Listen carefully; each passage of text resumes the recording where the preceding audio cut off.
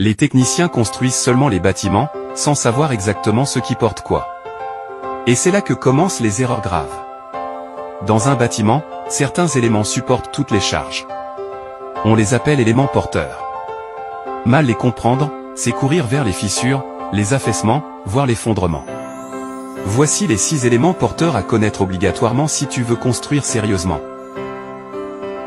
1. Les fondations. Elles assurent la stabilité du bâtiment en transférant toutes les charges, poids propres, personnes, vent, etc., vers le sol. Leur profondeur et leur type dépendent du sol et de la structure. Exemple, semelles isolées, pour poteaux individuels. Semelles filantes, sous les murs porteurs.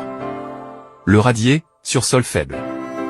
Pieux, pour atteindre un sol porteur plus profond. 2. Les poteaux. Ce sont des éléments verticaux qui portent les charges des poutres et des planchers vers les fondations. Ils sont généralement en béton armé ou en métal.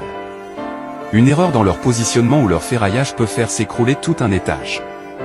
À espacer avec précaution pour éviter les longues portées non soutenues. 3. Les poutres. Ce sont des éléments horizontaux qui reçoivent les charges des planchers et les transmettent aux poteaux ou murs porteurs.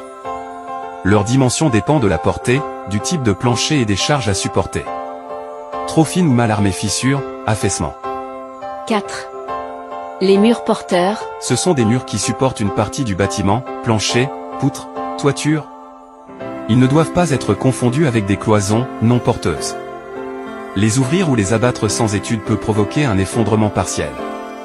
On les rencontre souvent en maçonnerie porteuse ou en béton armé. 5. Les planchers, ou dalles. Ce sont les éléments horizontaux plats sur lesquels on marche, étage, toiture. Ils supportent le poids propre, les charges d'occupation, les meubles, les cloisons. Les types les plus utilisés sont la dalle pleine, dalle alourdie, dalle nervurée.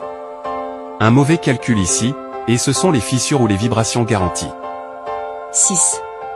Les voiles en béton armé.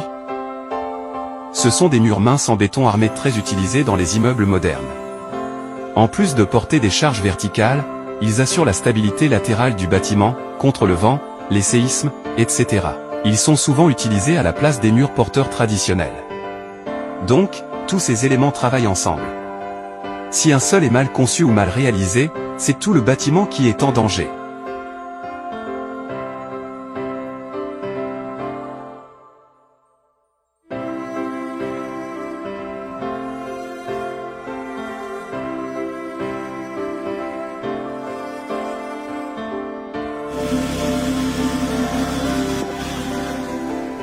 Abonne-toi à notre page, si tu veux voir ce type de contenu le plus souvent.